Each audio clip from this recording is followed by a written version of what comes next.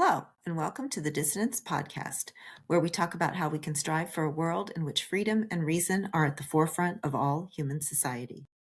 In this week's episode, Ken Pope indulges Jen, Matt, and Elizabeth in a discussion of the Ukraine-Russian conflict. Ken, a retired Army officer, shares his personal experiences of living in work and working in both Ukraine and Russia. He patiently listens to our naive and probing questions and does his best to answer in language we can understand without sacrificing the complex nature of the problem and potential solutions. Ken is critical of all sides, slogans and sound bites, and especially NATO, which he suggests must step up to ensure peace in the long term. Welcome to another Dissidents episode. This one, we're doing something a little bit different. We have myself, Jennifer Richmond, Elizabeth Spivak, and Matt Watson. I'm going to start there before we introduce Ken Pope, who's speaking with us today, too. This podcast idea originated because within ILV and within our own lives, we've been having a lot of questions about Ukraine. A lot of back and forth. There's a lot of stuff I'm sure everyone is noticing in the media, back and forth, very, very polarized conversation. And Ken, who is one of our advisors internally to ILV, actually lived in Ukraine, and now as a senior fellow for the Victims of Communism Memorial Foundation, has been asked to speak quite a bit on Ukraine. As a little background, also, Ken was the foreign affairs officer in the Army with a focus on Russia. So he's got a little bit of background here. And as we started to have this dialogue internally, we kind of turned to him and said, what do you think? What have you seen? He's got the history, he's got the background. But, Ken, let me get us started and just for the internal dialogue, for our audience who don't listen to our internal dialogue, so they kind of know where we're coming from. We have one of our advisors had written something very dismayed after the Trump meeting with Zelensky, and really thought that we, as Americans, had pretty much just were destroying democracy. And Ken, I've told you this before, but this is kind of funny. I think that even my son, who I would say is perhaps a pacifist. I mean, he's young. You're usually a pacifist when you're young, but he really he's so into the United States getting involved in Ukraine because he sees this is the Superman moment, right? This is we need to be involved here. And so you've got those emotions running high. And then you've got people saying, we have no business being in Ukraine. And, Trump is trashing democracy, the way, very undiplomatic, the way he's dealing with Zelensky. We've got the Europe factor in there. We've got all these things. And so Matt, Elizabeth, and I are kind of the what did you call us, Matt? The idiot dissidents? what Well, no, Well, let's go with naive. Let's go with naive. That's right. We're the less informed, the students here, and Right. we're just seeking to draw upon Ken's expertise, but also just have a dialogue, answer some questions. Yeah. So with that little bit of a kind of weirdo intro, can kind of get back that up with what you're seeing as far as the big debate. Like, what are some of the main points of the debate, and give us an idea of where you land in that. Okay. Well, before I do that, let me just kind of put a little finer point about my background and why I'm both passionate about this and why I know a little bit about it. I'm not going to say I know everything about it because that would be wrong. But my background is I was, as Jen mentioned, I was in the military for 23 years, retired Army officer. Most all of that time focused on one thing, and that was first the Soviet Union, then Russia, and then in various different fields. Been to combat a couple times now at the personal level. One of the guys that did the shooting and being shot at. So I have an appreciation for what those guys in the field over there are going through as well. So that's another component to it. But my experience specific to these nations was I had 2 stints in Ukraine where I worked with their military, and also later on doing some stuff with their intel community as well. On the other hand, I also worked with Russia. I deployed with the Russian Airborne Battalion to Kosovo and lived with those guys and worked with them in their unit as part of their unit for about 5 months. So I got to see that aspect of it, traveled all over Russia, and spent a good time of my career has been working against them with that very short period of time in Kosovo where we were actually working together. And there was an opportunity there that I think that was kind of missed writ large with the U.S.-Russia relationship. More on that maybe later. And then when I retired, I got into work with the wargaming enterprise, and we did a lot of war games on these particular areas, and mainly focused on Russia the last 2.5 years for the Secretary of Defense. And we did, I'm not going to tell you what we did exactly, but you can imagine what we were doing. I'll kind of leave it at that. So got some perspective on it and some thoughts on it. So the current debate. So what I see is not very helpful. I think a lot of what we have is it's politicized, and it's what I like to call slogan slinging at each other. If you're for a peace agreement, then you're a Putin puppet, or you're just following Russian propaganda, blah blah blah. If you don't want a ceasefire, well, you're a warmonger and you just want to see this endless war. So there's some truth elements in each one of these to a degree. A lot less so about the Putin puppet. I think that's really number one, demeaning, and it's completely uninformed about the nature of this conflict. And we can talk about that when we start doing the questions. But we are where we are. This is a tough war, and it is not going to be resolved militarily anytime soon. So for those people who are on the victory at all costs, we stand with Ukraine, they've got to win total victory. You got a lot of math to do to tell me how you're going to make that happen. And looking at NATO and what they've been doing over the last, I don't know, since 91 when the Soviet Union collapsed, which is a lot of militarily nothing. There's not a lot of there. So to get to that point where they say they're going to do that or help the Ukrainians do that's a heavy lift that they've not demonstrated they're either capable of doing or willing to do. And so the peace agreement is also tough. How are you going to convince this guy who kind of has a lot of the cards in his hand to give up what he's taken in Ukraine, 20% of the country? And oh, by the way, since October of 2023 until today, every single month, Russia has gained more territory. So it's not going the other way, like some people say that, kind of want this total victory for Ukraine. So the outlook it's kind of stasis right now, but incrementally Russia's taking more ground, and they're going to continue to take more ground because they have time, resources, and personnel in the coefficient on their side. How's that for a bit of an intro? Well, that's pretty good. I have a question though. You were in Ukraine. Did I understand that correctly? Yes. Then you were working different tours there, working out of the embassy when I was in the military. All right. So it was out of the embassy. It wasn't in okay. That's helpful. I'd love to hear more about the Putin puppet, because we do hear that a lot. We heard it in the first Trump administration that people thought that he was a Putin puppet. We hear it more now tied to Zelensky. I'm drawing a blank on kind of some of the reasons outside of him just saying we're not going to go to war, and that makes him a Putin puppet. Right. What are the things that you are seeing that people are using as an argument that he's a Putin puppet, and what would you say to counter that if you feel that that's to be countered? Well, I think it's incorrect. Number one, I mean he's a guy who's the president of this nation. He's got a certain direction of travel he wants to go with this particular conflict and everything else. I mean, it's a completely different political party, so their priorities are very different. And so a lot of that, the previous, his first term, I think a lot of it was politics. That was a convenient crutch. There's been a lot of controversy over that where we've seen this played out, that a lot of the stuff that was being said was not accurate, wasn't true. Plus, Russia is just in some areas not as savvy as we give them credit for on the propaganda side. It's just a lot of it can be very ham-fisted. A lot of it can be very sophisticated. But I think in this case that was way overblown, and I think that damaged a U.S.-Russian relationship when that didn't necessarily have to. We're never going to be their best buds. They're going to be an adversary, period, or an enemy. That's the way it is, unless and until China realizes that Russia in its weakened state is worth taking the territory. We think we have an illegal immigrant problem.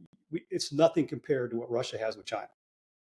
Having been out in the Far East, this was back in the early 2000s when I had one of the Russian escorts was taking us around showing us, and he literally said that. Says, we think we have, back then, this was early 2000s or mid 2000s, I guess.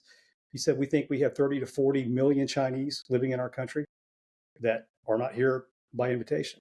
So that is going to be a significant problem through later on. So you did send us, a couple things to read, Right. and one of them really did describe Putin's reasons, which for being in this war, which Right. had more to do with his internal the opinion piece. It was an opinion piece. Right. Had more to do with his internal interests, his personal, his ego, and then this desire to kind of keep the internal workings of his country chaotic in order that he would be needed, basically, as a leader. You can't make changes. It's hard to make changes when the country's in chaos, and so there's this sort of momentum, like we need to keep Putin, and that feeds his ego, and he clearly wants to be where he is until he dies, right?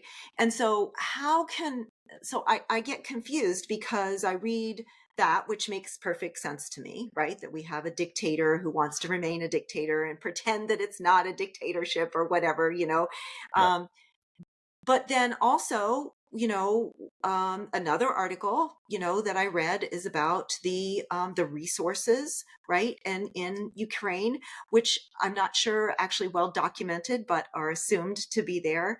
And then also, of course, the argument that maybe there's a motive to move west, right, and that we should be concerned about that. So we have resources. So we have ego, right, as one reason. Right. And then we have, resources like, lithium or, and other kinds of, and it's basically a bread basket, right?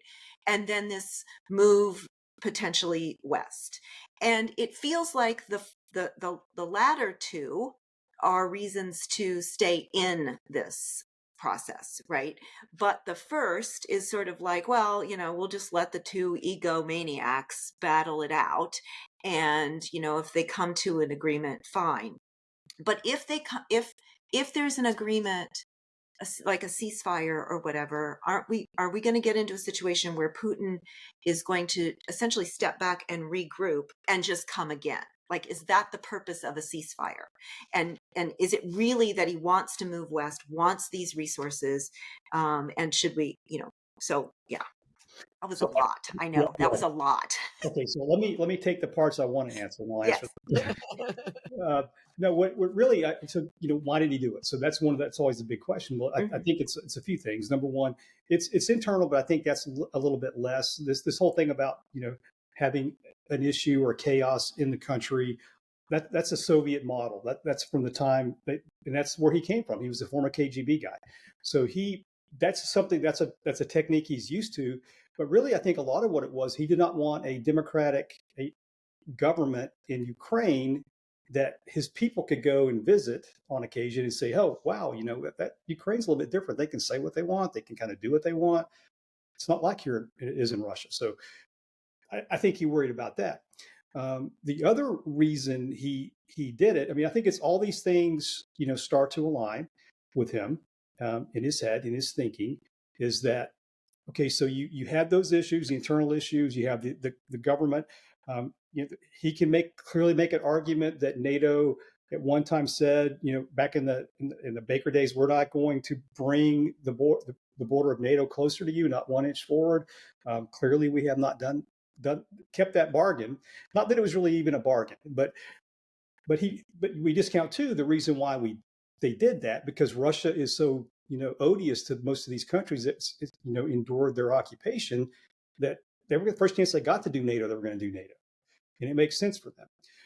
But the other part that goes undiscussed in a lot of cases is that we in the West, specifically U.S. leadership, has failed to understand the nature of Russian leaders. Period. We get it wrong all the time. And if you look at some of the things that over time, what's taken place, this war in Ukraine is not new. He did a cyber attack in Estonia in 2007. He murdered his political opponents across the UK, Spain, Western Europe. 2008, he invades Georgia. He does Eastern Ukraine and Crimea in 2014. The Eastern Ukraine war, where all the minerals and things you're talking about, continued until he invaded properly in 2022. Okay, so while all this is going on, what does he see from the West and what happened in the West? So he sees these weak leaders, unwilling to, he will use his power, which he clearly demonstrates, military, otherwise, internal security services. He sees that the U.S. Western leaders are unwilling to do that, completely unwilling to do that. So when he sees that, and we do not take any action when he does these things over time, what does that tell him? They are afraid of me. They are not going to stand up to me. I can do what I want to do, which is exactly what he did. So he sees all this stuff. He sees the West is very eager for peace at any cost. They're slashing their military expenditures down to, almost 1% in most cases across Europe. They're increasingly, especially Europe, is increasingly relying on his oil and gas.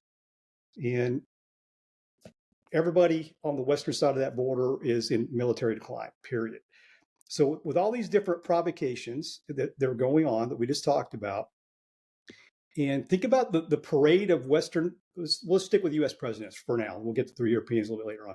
Think about all the things that, when these things happen, what American leaders said to him, because it's laughable. So think about this. So you got Biden, when he's getting ready to invade Ukraine in 22, what does he say? Don't, or we don't want to provoke Putin. Just utterly ridiculous. Then we'll skip over Trump for a minute. Then you got Obama. So he has this famous meeting in Korea with Medved during that little interim period where Russia was trying to act like they were a normal country, let somebody else become the leader. But clearly Putin was still the leader. So Obama tells Medvedev that, hey, just tell Vlad to give me some space. And after the election's over, I'll have more time to consider what he's talking about. That was called an open mic. And then what happens? So as soon as Obama's elected, he cancels the missile defense deal for Czech Republic and for Poland. And then what happens? 2 years later, Putin pays him back by invading Crimea and annexing, a good section of the Donbass area. And then you got George W. Bush back in early 2000 says, I met Putin, I saw into his soul, I can trust him. And what happens? He repays that compliment by invading Georgia, doing the cyber attacks and all this other stuff across Europe. So what does that tell our friend Putin? That these guys, and what do we say? All we say are these stupid comments to him. Obama's, you're on the wrong side of history. Well, dumb statement because it's historically not accurate. Most borders change by attacks and military actions. So just completely wrong. And what Putin and his boys are doing, the whole time they're doing that, they're laughing. They're saying, these guys are afraid of me. That's all it's going to cost me is a verbal rebuke for doing all the bad stuff I've been doing across Europe. Why would I stop? We've not given him any impetus to stop. So that's it. Now let's go back to Trump. The one guy that everybody said is the comments now we get about this peace initiatives. He's a Russian puppet. So what happened in February of 2018? Well, what happens was in Syria, we had a small U.S. Special Forces team kind of helping with the Syrian resistance. It was going to try to attack into Damascus. They had this small little oil refinery they were defending against. The Syrian force supported by about 500 Russians, the Wagner group. So the U.S. DOD calls their counterparts and says, look, we think your guys are getting ready to attack us. And we will shoot back. The MOD commander for Russia says, that's not us. We don't know what you're talking about. Denied it, lying about it. They clearly knew they were getting ready to do this. And what happens? Trump orders that organization to be destroyed. And they did. They killed about 500 Russians in a couple hours. And that never got reported. So what happened 6 months later, Putin and Trump finally meet. They see eye to eye. They see a guy, at least at that one point in time, was not afraid to punch him in the face if they did something stupid like this. And that is the only thing Russian leaders respect, is somebody who will push back. If you don't. It sounds to me like you're advocating for more Ukraine support. That's what really. it sounds. I'm advocate. I'll get to that in a second. It's kind of nuanced, which again is something we don't do well in this conversation. It's a yes, but yes, I do want them to be supported better, but I do not believe that the U.S. is going to support it, and I certainly don't believe the Europeans are actually going to do what they're talking big about. There's a lot of rhetoric over there, but I have about zero faith in them to do anything about it, to be frank with you. So you think we should, but that we're not, the rest, and I don't mean just the US, but the rest of the world is not prepared the way that they should be Right. in order to do what needs to be What many done. people want to do, and what, in an ideal world, Russia would leave Ukraine. They would rebuild Ukraine, and they would probably pay some other type of penalty for what they've done. I think that ideally, in a fair world, that's exactly what would happen. Sadly, that is not the world in which we dwell. So that's not going to happen. So, being a guy who's been in combat and seen, looking at our U.S. military experience for the last 20 years, I spent over 5 years deployed doing various combat and other type of deployments, and only to see us give Iraq back, which is now a proxy for Iran. And we all know the debacle that we have to revisit in Afghanistan. And so a lot of us saying, like, I don't trust our government to do this anymore because they've shown no ability to do it right. And I've got, Jen knows this, I got on my phone the names where 14 of my friends are buried across the country because, they went out and did what the country asked them to do, only to have, their sacrifice, kind of pissed all over by how we exited both these conflicts. Well, what could it look like to be both strong and supportive and help negotiate peace? What are some, obviously you would be currently negotiating peace if you knew all the answers, so I'm not saying, but what could that look like that we would be both strong and supportive and, I don't know, set ourselves up for a longer period of, of peace and not a rebuilding of Russia so he can just start again, in a couple years. Well, I'll be frank with you, that is exactly what's going to happen if, and this is the key point, if the Europeans do not do what they should have done since 1991, which is maintain their military. They've got a free ride. Europeans kind of, as a community and a culture, they kind of look down their nose at us, thinking, well, you guys work too much. We have 35-hour work weeks. We have free healthcare, we have free education, blah, blah, blah. Yeah, you do, because you didn't spend any money on defense. We did that for you. And we have almost $30 trillion in debt. And you guys, most of these places don't have much debt because, again, we've done all this stuff for them.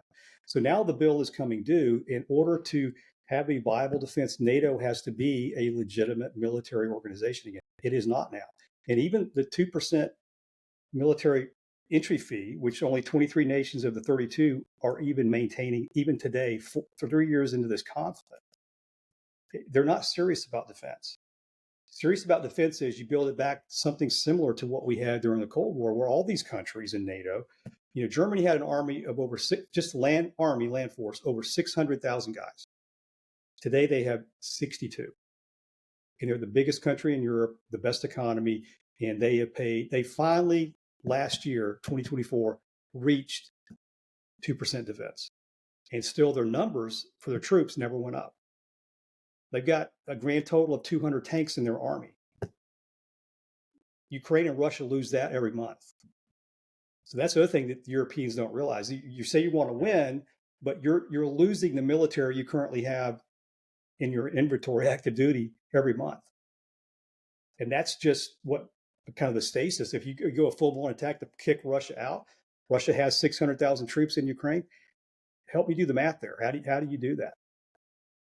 Short of us going to do it. And there's, back in 2023, when this war was more popular than it is now in the US, only 17% of Americans thought we should have ground troops in Ukraine. 17%. That number is much lower now. So you think that the only negotiating should be done just with Europe, that the US should back off because it No, really needs to I be. think we need to be involved. I think what we need to do is we need to, help NATO and lead NATO and do what I think Rubio was over there doing now. You need to up your defense to about 5% of your budget. If you're saying Russia is a problem and you believe it, like your rhetoric indicates, then show us. Commit to building a military again. So it takes time. I mean, this is not going to be a quick fix. Building their military, you can destroy it overnight. You can cut it down to nothing overnight. Building it back, that takes a long time, especially after 30 years of neglect. It's going to take forever to get that back up there. So I think you have to work with what you have, and maybe part of it is you get the best ceasefire deal you can get, and then you try to get the best peace deal you can get. It's not going to make any side happy, but right now I just don't see any cards really that aren't in Russia's hand in this conflict, because again, we talked about the Zelensky thing. Look what happened after that debacle for both sides. Europeans were saying, we're going to do this, but what did the Europeans do as soon as that happened? Most all the big Western leaders flew to Washington within like 48 hours. If they thought they were going to do it on their own, they wouldn't have done that. They came there because they knew the only way to make this work is us there. And so despite the rhetoric, we're still the indispensable nation in NATO. And we're going to be until they can rebuild their defense. And again, that's going to take time. So I think we should have been doing things a long time ago. We should have been giving the Ukrainians weapons in the quantity they needed to hurt Russia before they came in to a greater degree than they did. But we didn't. The Obama administration was giving those guys blankets. Not even non-lethal aid after they annexed part of the country. That was insane. Trump finally started giving them at least some lethal weapons. Biden did, but then it was piecemeal, it was incremental. None of it's coordinated. You're giving Ukrainians, we gave them M1 tanks, the Germans gave them Leopard tanks, the Brits gave them Challenger tanks, the Poles gave them some of their cast off, Cold War stuff.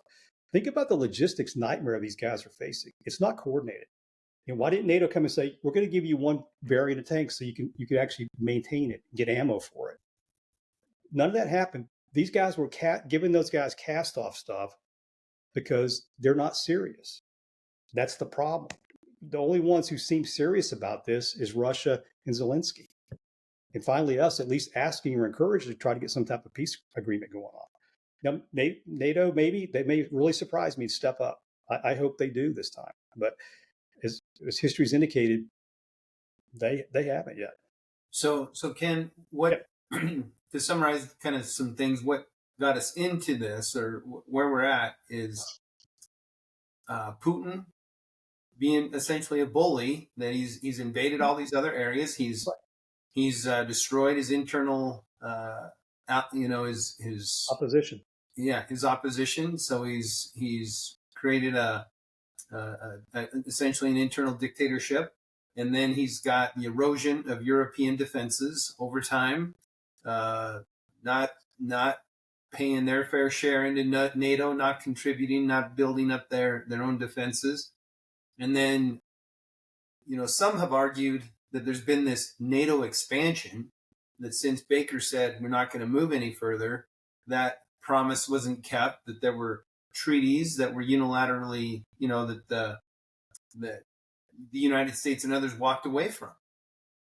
And so the United States, some have said that, we bear some responsibility because we exited some of these treaties. And NATO has expanded. And how would we feel if Putin set up shop in Canada and Mexico? And so the expansion of NATO was seen as provocative, and then just giving him the benefit of the doubt, just not punching him in the face. Is that right? Or any other any other things that you think may have contributed to where we're at right now? Well, I think NATO is, while all those things are accurate, I think what happens too is we kind of ignore Russia's history. So that Russia has in Soviet Union, Russia, Soviet Union, and now Russia today has always been expansionist, kind of militant and imperial. That's been their tradition, and since the first czar, they've always been expansive. So I think it kind of gives them a bit of a pass to say, well, they're reacting to NATO. They're doing what they want to do, which is, Putin wants to have a bigger empire. He doesn't want a democratic Ukraine on his border. And he's got, what other things we kind of overlooked, he pretty much has Belarus now. That's his pretty much, for all intents and purposes. Why is that? Well, because Lukashenko it's a vassal state. So he's really doing what he wants. He's not really, he's not running his own country in essence. So I part of the attacks came out of Belarus. He was launching missiles from over, Belarus airspace. So he's doing what he wants to with that nation. So I think, historian Stephen Konkin said that. I think you kind of forget a lot of history if you just say, well, it's NATO's fault, because he did this, as part of the tradition. It's always been done this way in Russia. And we withdrew. Did I understand you correctly? That we withdrew some of our missile defense systems in Poland and other areas? They were canceled. So he canceled those projects. They were supposed to be giving these guys missile defense systems in Czech Republic and Poland. So those were canceled. They're going back in now. Obviously, they bought stuff since then. So, but it's, again, this is very complex, and that's why these statements, these broad statements, well, you're a Putin puppet or you're a warmonger, they really don't help us much, because there's a lot going on. This is incredibly complex in order to make this work, and you're going to have to buy time, because again, every month Ukraine is losing more ground, and 60% of their infrastructure has been destroyed, and they've lost. Russia has lost about 700,000 people. They've lost 300,000 people. They have 10 million people who are either internal or external refugees. And it's going to take, probably $200 billion to rebuild this thing as it stands today. Well, one of the arguments was that if Russia has $300 billion of assets, frozen in different countries, and that could be used as leverage. In the EU again, talking the rhetoric they're using today, saying these things. Why hasn't the EU taken that money and pumped it into Ukraine, or taken it and built up their military? They haven't done that yet. Why in 2024, 3 years into the war, is the EU buying more Russian oil and gas, $23 billion worth, yet only giving Ukraine $19 billion in aid? And you tell me you're serious about your defense and you're serious about Ukraine. So those assets could be unfrozen and used against Russia. The EU holds these Russian assets, $300 billion, and the EU could essentially use that money. That's my understanding. I haven't done the math on that aspect of it specifically, but I think that's definitely worth exploring. Again, if you're serious about that, we think Russia is the bad guy. They're definitely the aggressive party at this one. This was an illegitimate war. There was no reason for them to attack Ukraine, despite what they said. Well, I think that Ken, this goes back to the complexity of the Soviet Union, the Soviet mindset. There was a reason in their mind, not maybe in our mind, but looking at it from a geopolitical angle. They've got this heartland that they're trying to protect, and when it was the USSR, they came all the way down, through Poland, and basically owned all of that area, and that was their buffer zone. They lost that buffer zone, and now they have no buffer zone. And so I think what they're trying to do, they're also demographically speaking a dying nation. So they only have a very small amount of time to rebuild that buffer zone to protect what they would consider their heartland, St. Petersburg, Moscow, etc. Before they don't have the manpower, literally the manpower, to be able to do that. And so my question, though, is if we give that as a possible explanation, any validity for why Putin is acting aggressively as he is now, my concern is, why would he stop with? So we can talk about a peace negotiation, right. And another question that was kind of baked into that is, you mentioned Obama, you mentioned Biden, you mentioned Bush, but is this not a peace negotiation, just another open invitation for Russia to continue its push? I don't think that they're going to be done with Ukraine. They might sign a peace negotiation that shuts everyone up for a year or two, but again, their time to use their manpower is literally they've got about 20 years until they don't have an army, a functional army anymore. And so if they're going to do it, they need to do it now.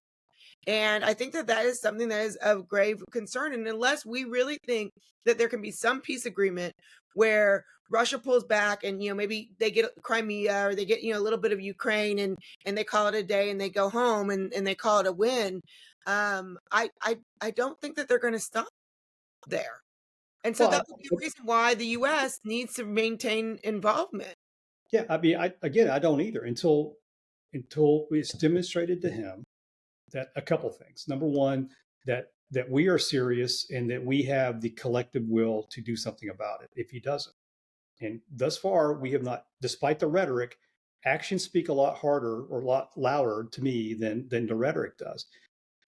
We want this because that's I think we're all Institute for Liberal Values. We want and believe in justice, and we want a just world. And again, all the things I said earlier, I believe that. We'll love to see that happen. Again, that is not the world in which we live. And so there's going to be there's going to have to be some form of compromise because number one, Ukraine can't do it by themselves. They can't push them out as they currently stand. Demographics works all across Europe because all of Europe, same way. They're all basically breeding themselves out of existence. It's not just a Russia problem. It's a Western European problem. And it's not getting any better. So I think you do have a window, but what that window could provide, if you get the right conditions for it, is at least give Ukraine a chance to get in there. If you could get some peacekeepers, UK and France said they would be willing to do it. Number one, I would love to see that. I'd like to bet some money on that, whether that actually takes place or not. But I would be fine to see that happen. And it gives some space to give Ukraine a chance to let us properly arm those guys, the Europeans, to drag themselves out of the abysmal condition their militaries are in right now, and actually have a legitimate force that might give Putin pause. The only military power really right now in Europe that has, what I would say is a pretty functional military of a size that actually might give Russia pause is Poland. As hard as that is to believe, that they've taken it serious. They built up. They're spending about 5% of their military because they're right in the path of Russia and moving. Exactly. Yes. Exactly. And the Western Europeans are willing to let those guys do that. The Eastern Europeans, Central Europeans are the ones who are, the Baltic states, small as they are, their defense is serious. It doesn't really, frankly, I was just, stationed in Ukraine Estonia for 3 years. It's a small country, but it's not going to stop Russia on its own. But at least it is contributing. It's been a great NATO member because though it's small, it's contributing everything it possibly can to make it work.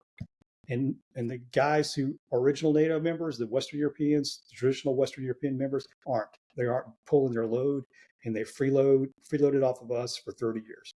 And that, to me, having spent 11 years living in Europe away from my family in NATO, that kind of pisses me off.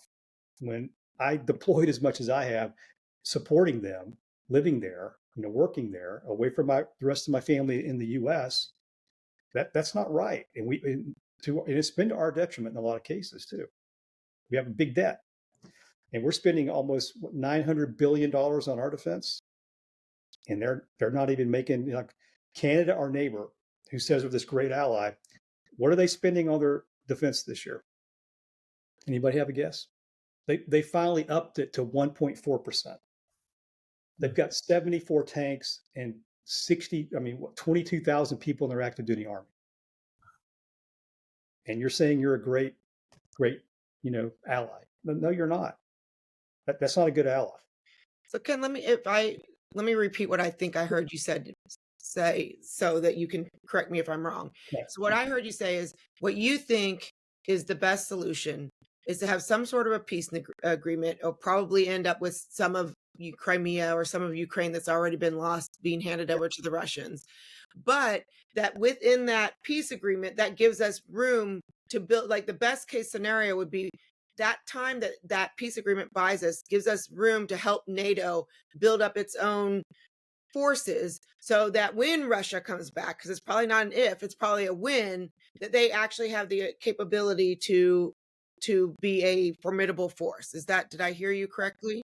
It will only be an if they have a legitimate force. if the rest of NATO has legitimate military force. It'll be a certainty if they don't. I think, but it's both. I think you have to build both Ukraine's military up, rebuild some of their country, and this mineral deal that was kind of went horribly wrong in the White House. Get U.S. involved financially there. Give us an interest to be there. Give us some some funding that makes maybe that brings with it some military forces at some point to protect our assets there. It's harder to go into a war with Russia and the U.S. as Russia found in Syria when we killed their guys. That if we're willing to protect that in Syria, we're probably willing to protect what we invested in Ukraine. That's kind of the arrangements we have to have. At least give them a chance to get something put together, as opposed to what they're doing now, which is losing more ground every single month for the last, well over about 14 months. Every month losing more ground, and more of their countries being destroyed.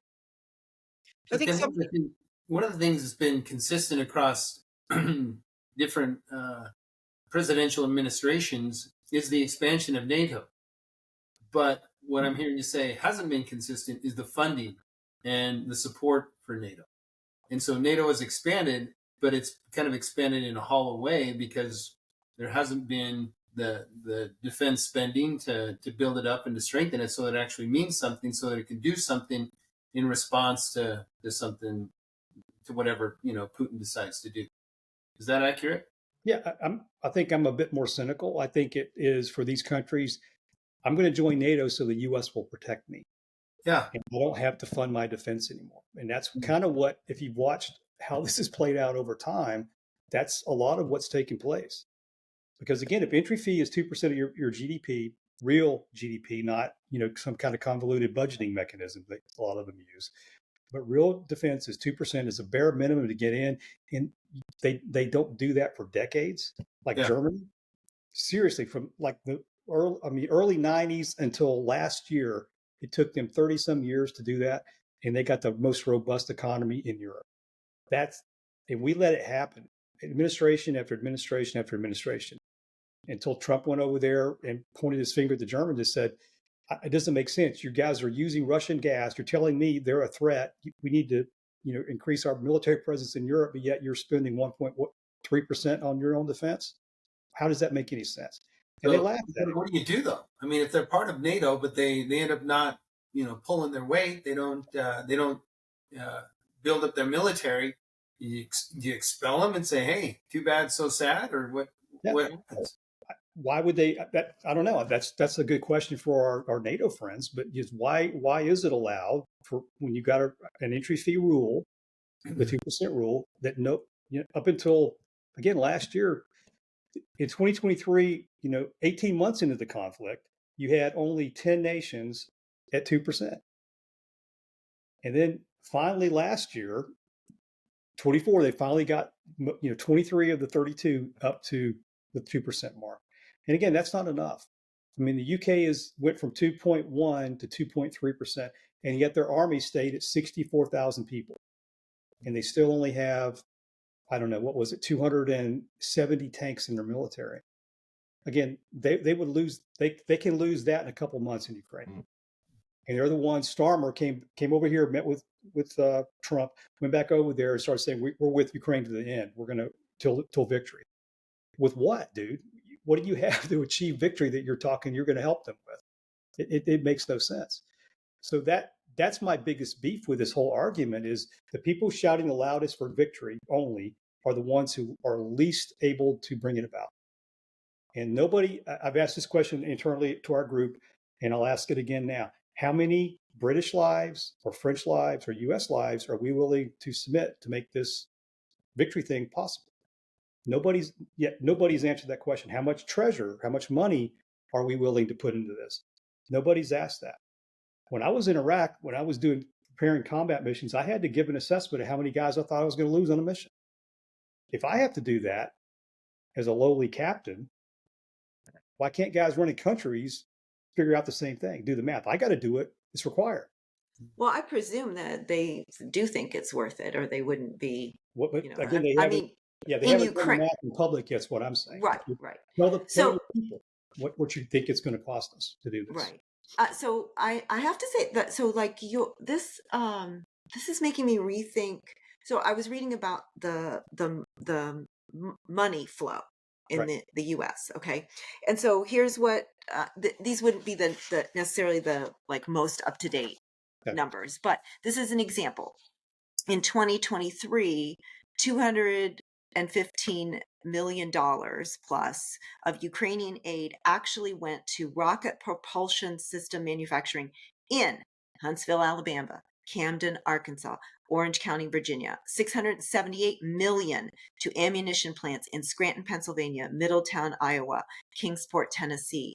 And so I was like, oh, well, like, why are we complaining? We're actually building up our own unit. We're getting rid of the junky stuff, right? Like we're donating the, you know, like you said, the old tanks, the whatever, and we're funneling money into the US economy. That's just one example, you know, that.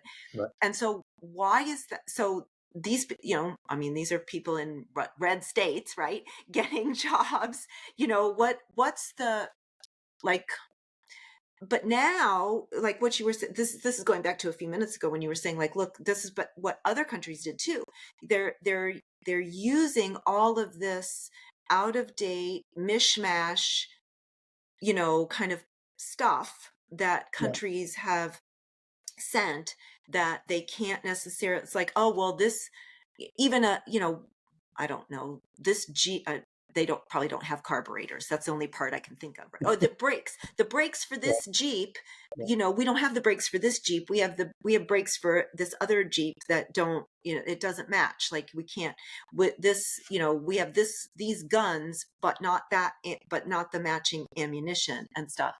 And so, I don't think that we could get, I don't know that how many people realize that most of the money actually stayed in the US for that kind of thing, right? That we donated pieces parts, but then new pieces parts got built, you know, here.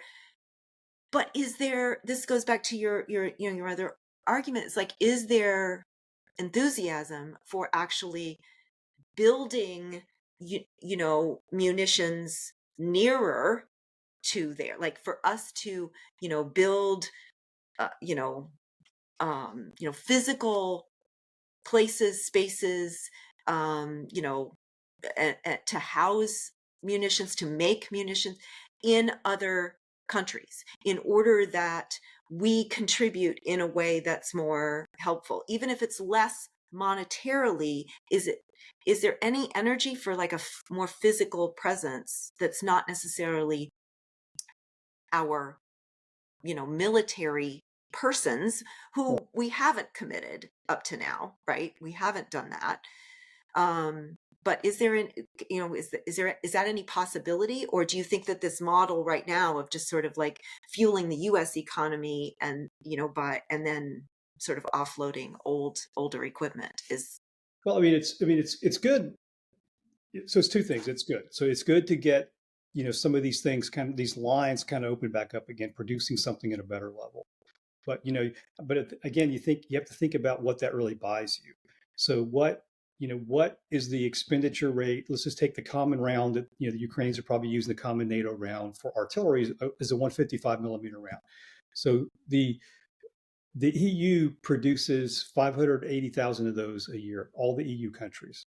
The US, I think we're probably similar to that. If you think about what Ukraine alone, and they're not using nearly as much as the Russians are, Ukraine alone every single day fires 7,000 artillery rounds every day. They would like to shoot a whole lot more. So you think about what that looks like. That's 2.5 million rounds a year. We're producing half of that, all of NATO and the EU. That tells you the scale. Russia's shooting 10,000 or 3.6 million rounds a year. Okay, so they're at a capacity problem where Russia is producing. They're kind of getting pretty close to a wartime footing. We're not anywhere close to that. And so we're only producing some of the things that we've expended, maybe replacing them. And, you know, it's just some of the things that we're sending over there too. We're finding, you know, technology is a tool. It's not a panacea. So we have all these high speed artillery rounds. I think I was telling Jen about this, you know, earlier, is that it's called an Excalibur, GPS guided. But what's the first thing Russia does? Well, they jam GPS. So guess what? You now have a dumb round that you spend $100,000 on. And so we spend this money, these millions of dollars, but you think about the type of rounds we're producing that aren't being very effective. That round went from 96% to about 6% accuracy after the GPS jamming. It became a dumb round that we've been shooting for hundreds of years. And so these are the type of problems and questions that we need to think about before we walk into this conflict. It's very, very easy to get involved or start a war, very difficult to extricate yourself from one. Go back and look at the Afghanistan video if you need a primer on what that looks like. If we're funding the infrastructure, we're not necessarily sending the troops over. If we're funding the infrastructure, that's still our own economy, our tax dollars are paying for that. Even if we're generating it here and that the tax dollars are being reallocated, it's still U.S. capital just being reallocated through and concentrated in different parts of the country, isn't it?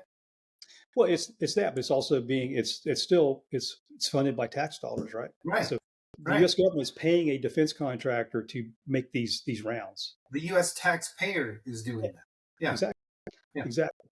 And so again, this, I think we're getting into something. One other aspect of this we need to talk about. So somebody's getting rich doing this, right? Somebody's making money. Some of these defense contractors are making some money doing this. Meanwhile, every month, Ukraine is losing 11,000 soldiers killed or wounded every single month. Russia, 20,000. But we don't want to pat ourselves on the back saying, we're funding that. We're funding, 11,000 Ukrainian dudes getting killed. Talk about or wounded rather, killed and wounded, and then their civilian infrastructure getting destroyed. So I mean, it sounds kind of nice as a somewhat of a positive talking point, but then you got to think of what you're paying for. What are you buying? And that's kind of it.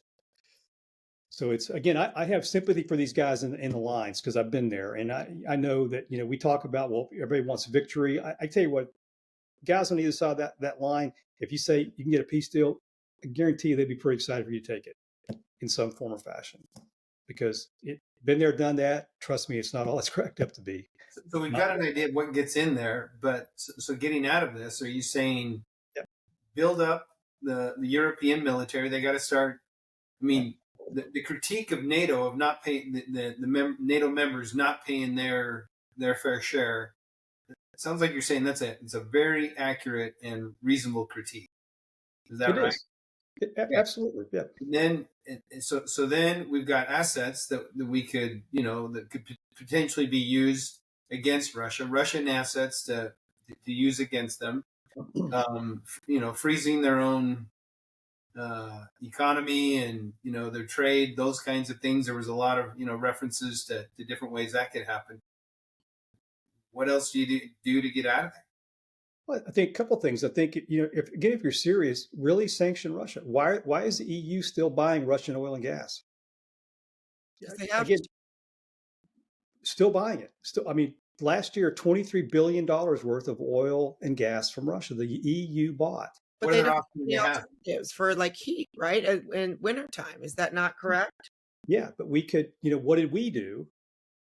What did we do in the U.S.? We didn't do anything much better because, when the Biden administration came over and when this war started, the U.S., another guilty party in this, we were buying 700,000 barrels worth of oil and gas from Russia every day because we killed our own supply system. So what we should be doing, again, wean them off the Russian gas. We could supply it, crank our stuff up, provide them. That's a benefit to our country, benefit to them. They're not getting it from their enemy. And so it's kind of a win-win. Start doing things that actually make sense. Stop buying Russia's stuff, really sanction them, take their money that Matt's been talking about, we've been talking about, and fund it to rebuild their militaries or fund it to rebuild Ukraine, because it's going to take a lot of that 300 billion, if that's the total number of it, to actually make this thing work. That would be a good way to send Russia a message. You have this aggression is not going to stand. You're not going to get away with it like you have for the previous 30 years. You're going to pay a price this time. By the way, Russia did it under Yeltsin too. He invaded parts of Georgia, took Abkhazia, and portions of North Ossetia. And so this has been going on since the Soviet Union collapsed. This is nothing new. This is not unique to Putin.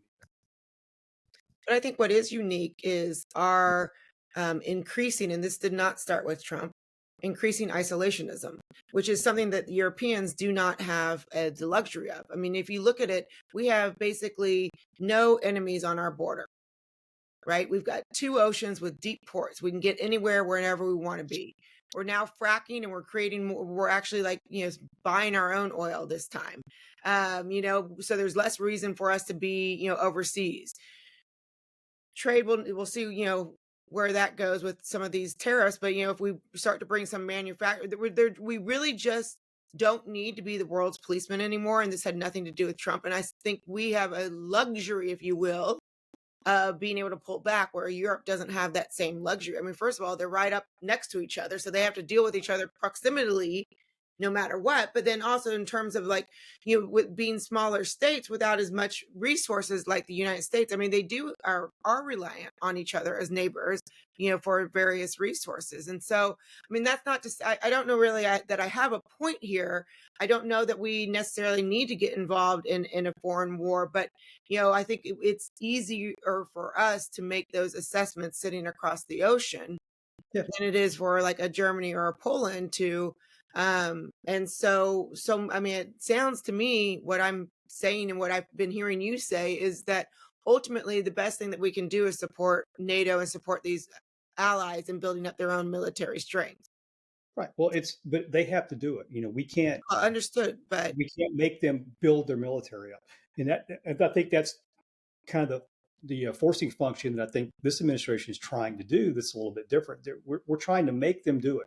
In the previous administrations, even to the degree Trump's first one too, it was more we dealt with kind of NATO and the EU as one big blob, and I think he's not going to do that this time. It seems like it's going to be individual nations that he's going to be making these individual agreements with, and that can be bad for NATO, because I think he's looking at it as an organization. Your guys aren't pulling your weight, and we're tired of pulling your weight, and we're tired of assuming the debt for it as well.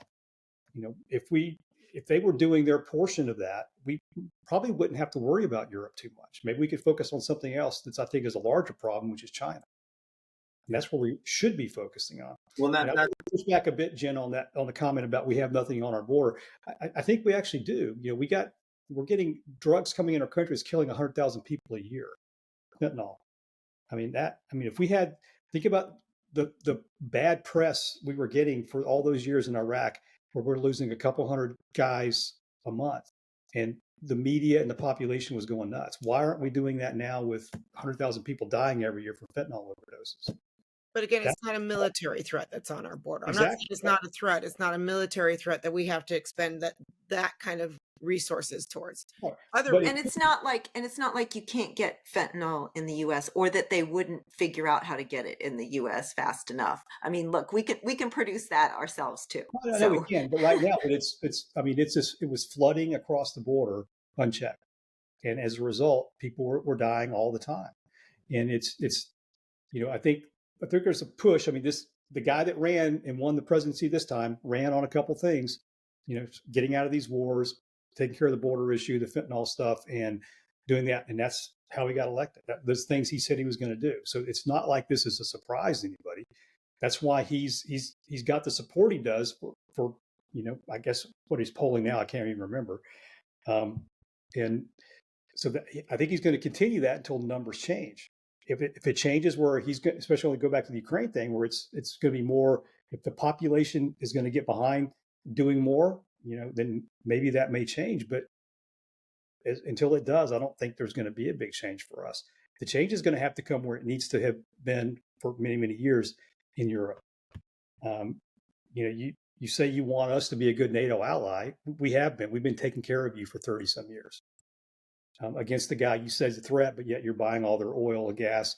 And you talk about a propaganda line that was bought hook, line, and sinker, was the one that Russia used with all the green parties and the green movements in Europe to get them to get rid of Germany especially, to get rid of their nuclear and their coal. And they did that.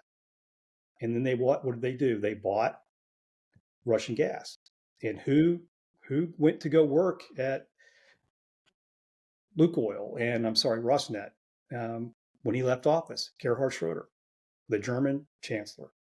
I mean, that needs to be a great study for somebody to do. But that's what happened. We had some European leaders who talk about Trump was in bed with these guys. What about that guy? Took his nation. He had nuclear power that was providing a good chunk of his energy needs. He got rid of all that. They got rid of all that over the years. And then now they were buying so much oil and natural gas from Russia, they had to kind of kowtow to those guys and not man their defense either. So Europe has a lot of problems they got to work through I guess for this administration or any administration is really serious about taking care of Europe or helping them take care of the Ukraine problem, to show that Europeans are for once actually serious about their own defense. And they have not done that yet. They're not doing it even now, 3 years into this conflict. So Europe, in a lot of ways, has become dependent upon Russia for their energy. Are there other things for which they're independent? Yeah, Russia it's kind of a natural resource kind of economy. So they have a lot of oil and gas. There's some other commodities that I'm sure they trade as well. But really the big one has been their oil and gas. That's kind of the driving thing of their economy. And that's what the Europeans really dependent on. Other nations are dependent on Russia. They buy a lot of so there are two things they really export: oil and gas, and then they also export weapons, tanks. So the minerals around the world. The minerals agreement between the United States and Ukraine, right? Is that exploitative, or is that or is that really a win-win? I think it's a win-win, but it's also going to be something very unique, which is, one thing when I was in NATO, going to some NATO courses, and we were leading up to the 2003 Iraq War, and they said, well, the U.S. is only doing that to take Iraqi oil, and my argument was I said, I wish we were that smart. We don't do that. I mean, every conflict we've been in the Middle East, we've done it for free, and it's cost us thousands of lives and approaching probably $1 trillion, and we've never taken anything. And I think that's wrong. I think if we're going to be involved, we should get some type of benefit out of that. And I think getting a share of those elements that we need, was some of the rare earths and some of the other, things that we need for the things that power our economy today, that's not too much to ask. You're asking us to commit billions of dollars to help you and getting us involved potentially in your conflict. If we're an investor in your nation, I think we should get something of that. It's something that could potentially create, I don't know if you'd call it a United States satellite, but if they're providing things of benefit to the United States, and the United States therefore needs to provide some type of support or defense there, that is kind of an interesting thought. But then does that become, the United States then become imperialistic? And, I think there's some concerns about that as well, about the United States becoming more colonial, if you will. I think we're a habitually very bad colonial power because we give everything away. We go in and build things like the Panama Canal, we give it back. We go in and help build up the Philippines, and we give it back. We do all these things. I think, and rightfully so, because that's not what we're there to do. We're not there to conquer and rape the country, like I think Russia is trying to do, especially in the East. So I think, Elizabeth, you asked a question earlier about all the natural resources in Ukraine. A lot of that's in the East, in those sections that's where the big mining operations are, and is in eastern Ukraine. Of course, that's what Russia has tried to take, and they've taken most of it. So most of that hard industrial, heavy industrial mining area is in the eastern part of the country. Kind of bread basket's a little bit farther to the west. So that's where, part of what Russia's after. And they don't want to leave that because that's economically beneficial to them. If we can get in there and have an economic stake, at least there perhaps could be a dividing line where Russia's not going to go any farther because we're there, and in some form or fashion, even if it's just engineers, guys working these different facilities that we create with the Ukrainians, and we get some of the profit out of that. There's nothing wrong with that. Why do we do that and everything else we do? Do we ever sign contracts where we just go in and give everything to this guy and we get nothing out of it? We don't do that anywhere else except militarily. We go in and we're going to go kill all of our people. We're going to spend trillions of dollars, and then we're going to just say, you don't owe me anything, thanks. We don't do that anywhere else. And I think we should start looking at something like this, especially if it's going to be beneficial to both sides.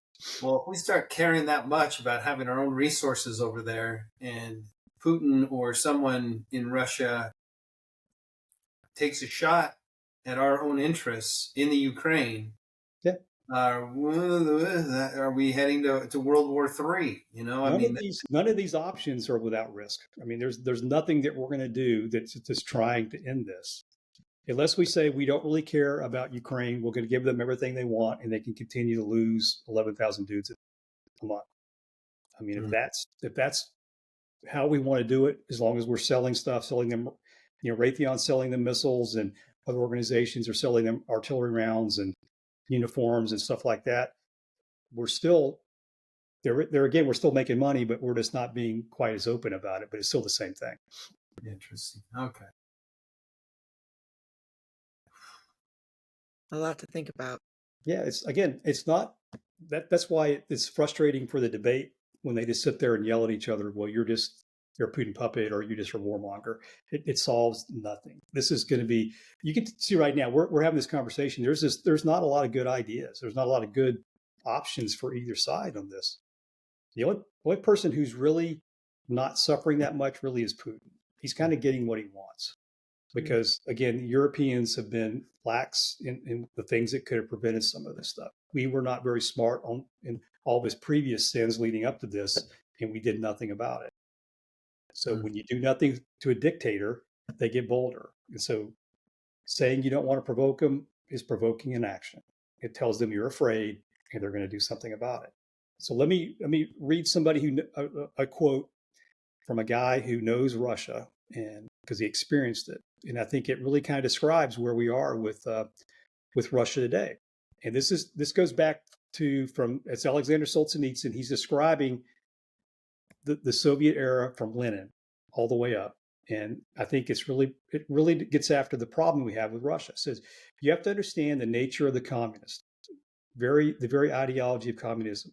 All of Lenin's teachings are that anyone who doesn't take what's lying in front of him is a fool. Okay? If you can take it, you do so. If you can attack, strike. But if there is a wall, retreat. The communist leaders respect only firmness and have contempt for persons who continually give in to them. So I'll ask you, what have we been doing for the last 30 years? Giving in to Russia whenever they do something stupid like this or egregious. We give in and we're weak. And while Russia's not a communist nation today, they still use all the tools from that previous regime. Putin came out of that regime. That's all he knows. And he's going to use it. And he looks at us, if we don't push back, as fools and weak. So until we stand firm against this guy with something to actually stand firm behind, besides talking a big show, when he knows better than we do how weak these militaries are in Europe. And until they can show him something different, it's not going to change. I think that's where the controversy is. And I think you've answered a lot of questions in my mind, but a lot of people think that we need to be the strong man in this case, right? And, you've outlaid the costs of, what it would take for us to be the strong man, and we'd be the strong man when, no one else is kind of paying the same cost. So I understand that better now, but I think that's, you're saying, someone needs to take a stand. And I think that's what the people who think that we should defend Ukraine are saying. Like, we need to take a stand, like with boots on the ground kind of a stand. And again, I don't think that you've explained this well, that the costs really aren't taken into account when we're making that argument. But that's I think the argument that's being made. Right. Well, but that's the problem. And I would say this: I would be willing, if I was convinced that the U.S. number one, the U.S. public was on board to winning, hands down, as long as it took and as much as it cost. If you could get a poll that says 90% and it's strong and it's not going to go away, okay. But we don't have that. We don't have the political will to do it. NATO sure as hell doesn't have the political will to do what they're talking about. I mean, all these guys talking the biggest talk are polling at like 20-some%. They're unpopular at home. They don't have the public support behind this stuff.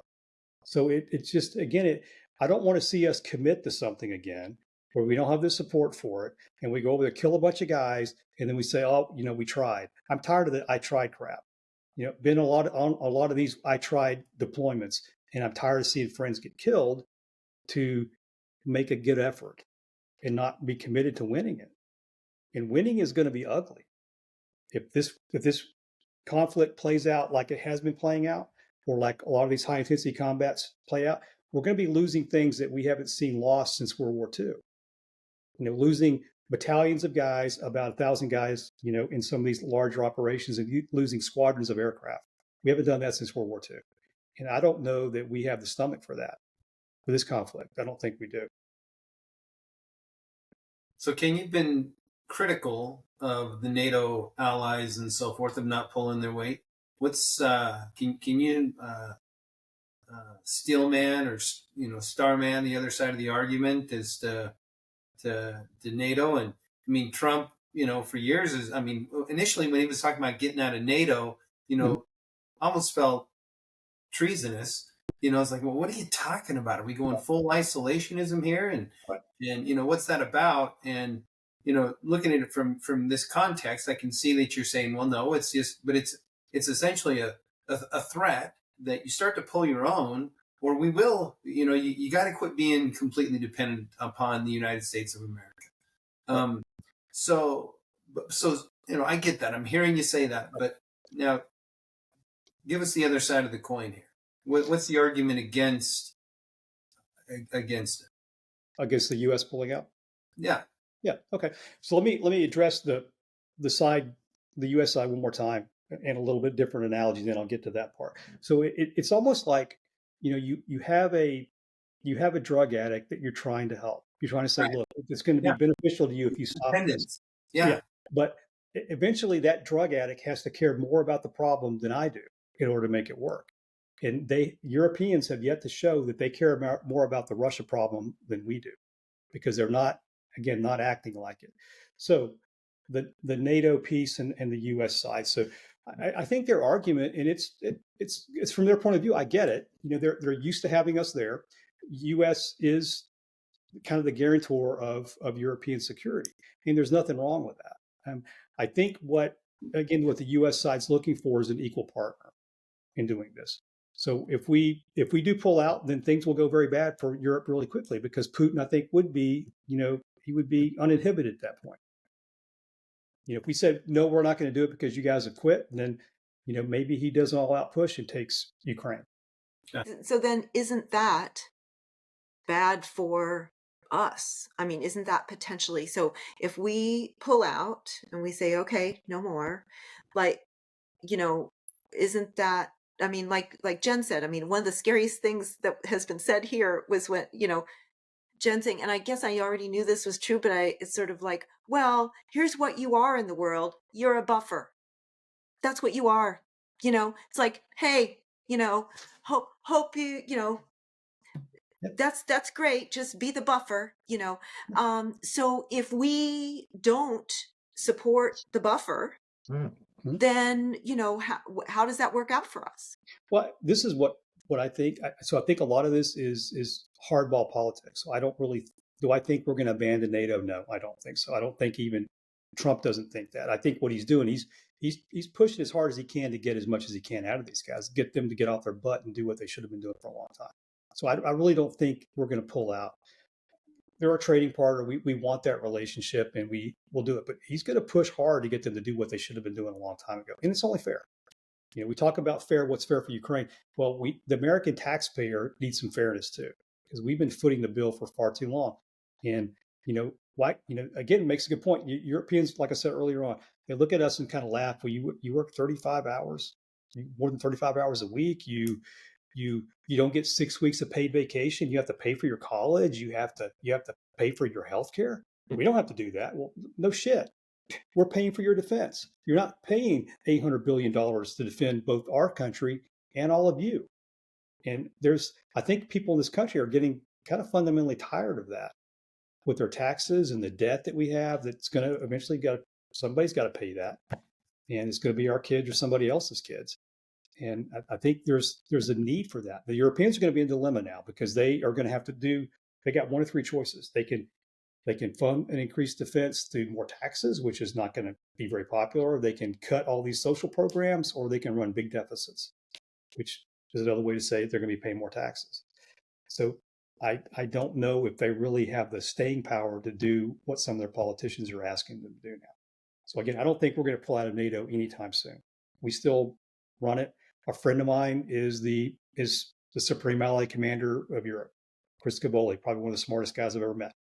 I don't think we're going anywhere, but he needs more tools from his European partners to be a really effective commander in Europe. So Lulled for in the false sense of security. say that again, Matt. Lulled into this false sense of security where, I don't really have,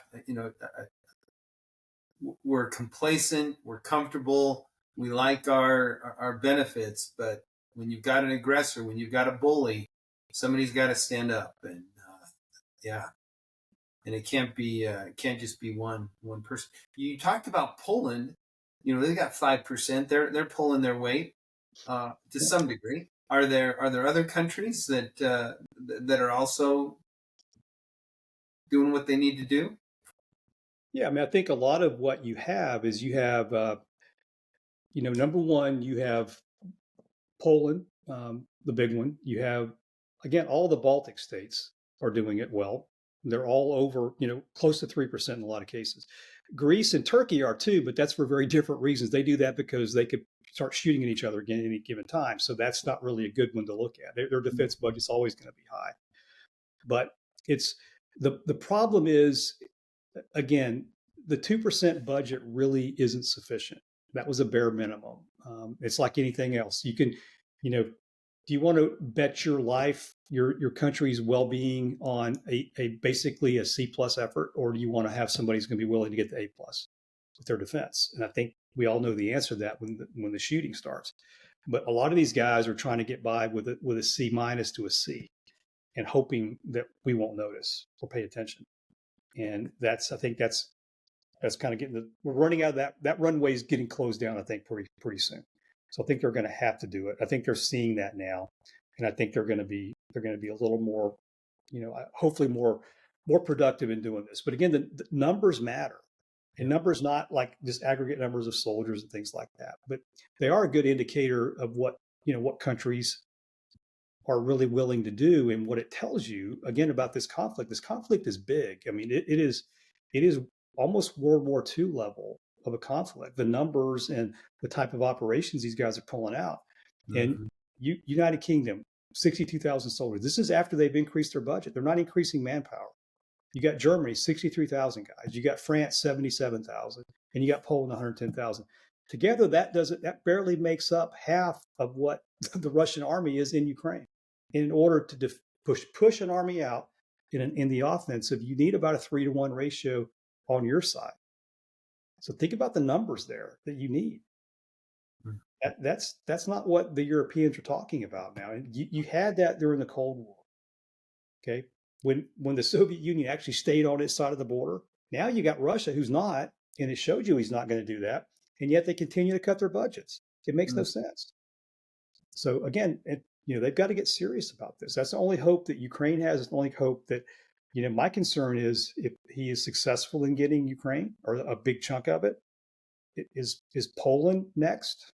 Are the Baltic states next? Right. I think Finland and Poland are a much harder problem for Russia now, because those guys have shown in the past that they are willing to put up a fight. Poland now is a pretty solid military, getting better every day. The other NATO nations aren't, and they're not investing in the right things. They don't have the right mental focus to do this.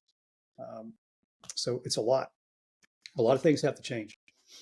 Some of the things I read, and I don't understand, again, this is another thing I don't understand, but they talked about the Indo-Pacific threat that is related to this. So what do they mean by that? Okay, so it's China. So the other piece is the China aspect. So if, say, there's something that kicks up in the Pacific with China, say they do something There's a conflict between the Philippines because of the issue with some of the islands that they're creating in the South China Sea, and near the Philippines, and actually probably Filipino territorial waters. They're still doing this stuff. There's a flare up there, or there's something in Taiwan. The Europeans are concerned that we could start pulling things out to focus on that fight. And then if we're not there, we don't have the military we had in World War II where we could do Europe and Pacific at the same time. That ship sailed many years ago. So we really can only do one. And it would be, of course, we'd probably have to focus on China at that point. So they'd be concerned about that. Different type of fight, more Navy, more Air Force and the like. Not really so much an Army land forces fight like it would be in Europe, but still it would draw forces and resources away from that. And then that people I think in Europe think, well, if they did that, then maybe Russia would be more bold and kind of launch some type of major offensive to kind of finish off Ukraine if they could, if they think they could. So for our audience who wants to hear more or actually join in the conversation, Ken is doing our Liberal Values Lab on April 17th at 7 p.m. You can find out more and mark your calendars at ilvalues.org. And we hope that you join us and actually join in the conversation. In the meantime, though, please subscribe on YouTube, like this video, and start to add some of your questions into this dissidence video so that we can take them up as questions when Ken gives his lab again on April 17th at 7 p.m. on our IL Values YouTube and X. Elizabeth, Matt, thank you so much. Ken, thank you for giving us a little enlightenment. I hope we leave today a little less a little less naive, Elizabeth. Yeah, thank you for your patience with us, Ken. No, thank you. I mean, these are good questions, and I'm glad every time I talk about it, these questions kind of help me think. And I wish our political leadership on both sides of the Atlantic were doing a little more of this as opposed to just the name calling and not really digging into the really kind of meat of the issue. Thank you. Thank you, guys. Thank you. Thank you. Thank you for listening. Please consider donating to the Institute for Liberal Values, a 501c3 nonprofit organization at ilvalues.org. All donations go to support our continued programming to realize our mission to provide the skills and support required to build community where there has been division, to encourage free expression where there has been censorship, and to foster optimism where there is fear.